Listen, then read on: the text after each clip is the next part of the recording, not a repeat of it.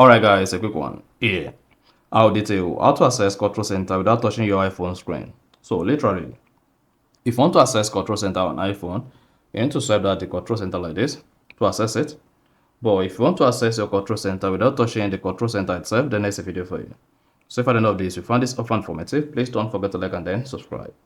Now, to access Control Center without touching your iPhone screen, all you need to do is go ahead and click on Settings, scroll down, and click on Accessibility.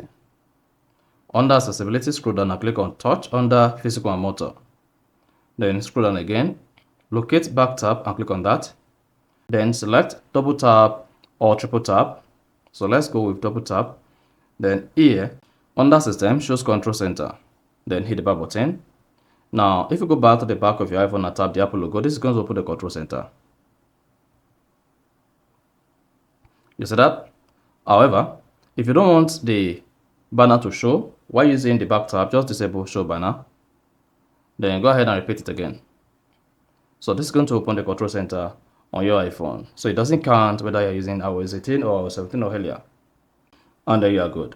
So that is basically how to access Control Center on iPhone without touching your iPhone screen. So if you found this offer informative, please don't forget to like and then subscribe.